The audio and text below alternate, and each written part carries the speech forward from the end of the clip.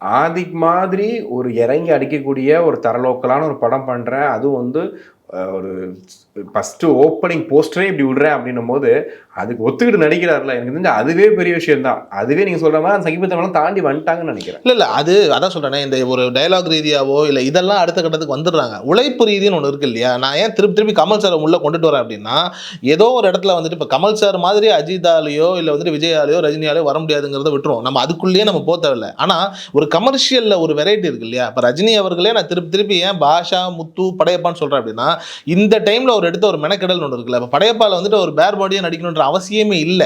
அந்த இடத்துல ஒரு வெரைட்டியை கொண்டுட்டு வராரு இல்லையா? இந்த வெரைட்டி வந்துட்டு அண்மை காலமா இருக்கக்கூடிய சூப்பர் ஸ்டார்ஸ்னுடைய படங்கள்ல அந்த ஒரு வெரைட்டி நமக்கு இருக்கிறது இல்ல. அவங்க வந்துட்டு நமக்கு பார்க்கும்போது ஒரு பிளாஸ்டிக் எஃபெக்ட் தான் வருதே தவிர்த்து, சண்டை போடுறாங்க வராங்க செம ஃபைட் அப்படின்னு சொல்லிட்டு போயிருமே தவிர்த்து, ஒரு காட்சியோ இல்ல ஏதோ ஒரு விஷயம் வந்துட்டு நம்ம மைண்டுக்குள்ளேயே ஓடிக்கிட்டு இருக்கிற மாதிரியான ஒரு உணர்வு இருக்கு இல்லையா?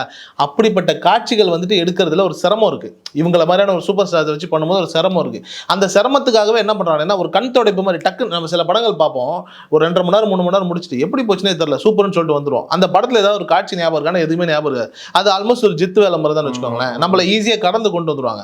ஆனா அந்த ஒரு படத்துல இருக்கக்கூடிய ஒரு வேலைப்பாடோ இல்ல ஒரு ஈர்ப்போ இல்ல ஒரே ஒரு காட்சிக்கான ஒரு சின்ன மெனக்கடல் கூட நம்ம மைண்டுக்குள்ள உட்காருமா அப்படின்னா, கடைசியா ஒரு 10 வருஷத்துல நீங்க வந்து அஜித் படமா இருக்கட்டும், விஜய் படமா இருக்கட்டும், யார் படமா இருக்கட்டும், நீங்க கொஞ்சம் கவனிச்சு பாருங்களேன். அது கொஞ்சம் கம்மியா தான் இருக்கும்.